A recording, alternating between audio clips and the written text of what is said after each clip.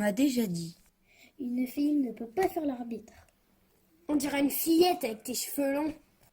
Les filles ne peuvent pas jouer au foot. Un garçon ne porte pas de rose.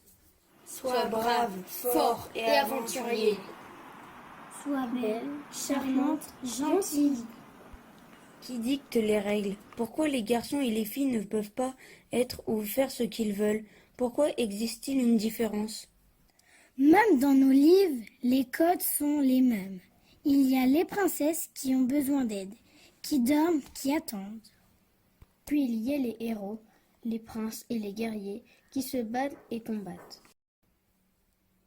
Et pourquoi pas un personnage féminin qui combat des dragons? Ou un personnage masculin qui, chevaux au vent, y rêve? Et si les livres pouvaient casser les codes et nous proposer des personnages qui nous ressemblent et qui nous inspirent? Quand tu lis des livres, c'est quoi que t'aimes bien chez un ou une personnage? La bêtise. Est-ce que tu peux nous en dire un petit peu plus? Quand ils font des bêtises comme dans les Sisters. Il y aurait des pouvoirs et ça serait des Lego. Lego Ninjago. Bah, qu'il soit pas timide et qu'il soit courageux, qu'il fasse des aventures. Ce serait plutôt un personnage sensible et qui se force à être fort. C'est que le garçon il soit gentil, mais que quelqu'un l'oblige à être méchant, mais qu'il est très gentil, il n'a pas envie.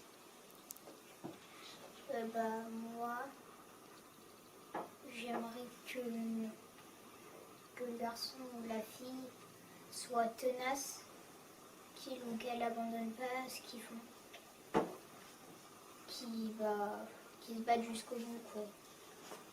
Moi, ce que j'aime bien dans un personnage de livre, c'est qu'il ait un petit secret, qui soit un petit peu caché des fois.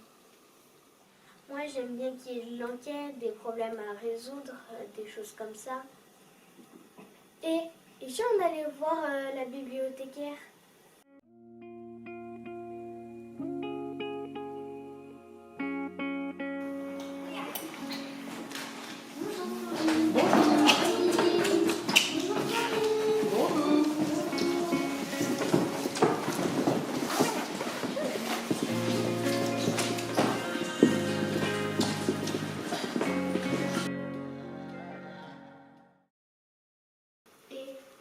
On ne devait pas aller interroger la bibliothécaire.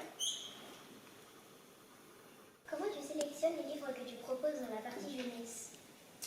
Alors, comment je les sélectionne? Je me renseigne sur les sorties. Je lis des fois les critiques aussi. Et moi, mon choix, il va plutôt être pour permettre aux jeunes lecteurs et aux jeunes lectrices d'avoir une ouverture d'esprit par rapport à ce qui est proposé ici. Voilà. As-tu des exemples de livres où les filles sont les personnages principaux? Oui. Et sur le fait d'avoir des livres avec des personnages féminins comme personnages principaux, pour moi c'est important. Parce que moi, quand j'ai grandi, il y avait beaucoup moins de propositions d'albums jeunesse. Et la plupart du temps, les albums qu'on trouvait, c'était très genré. Et du coup, moi, je me rends compte que ça nous bloque dans des cases.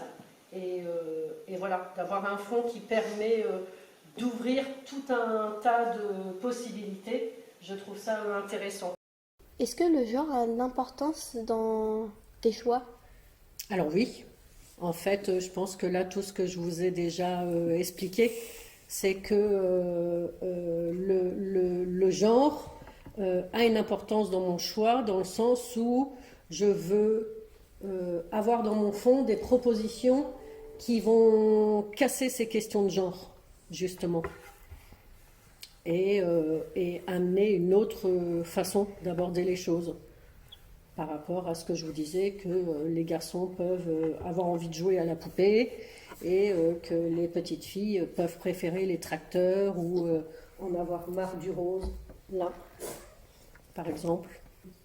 Celui-ci aussi. Histoire de Julie qui avait nombre de garçons. Et alors ce livre, il est assez intéressant parce qu'en fait, la première fois qu'il a été édité, qu'on l'a trouvé en livre, c'était à la fin des années 70. Donc il a déjà quelques années et il parle vraiment du fait que cette petite fille, elle n'a pas envie de correspondre à ce qu'on attend par rapport à son genre. Et du coup, elle se rend compte que de temps en temps, elle a un nombre de garçons, puisque elle préfère des fois faire des choses qu'on attend plutôt d'un garçon.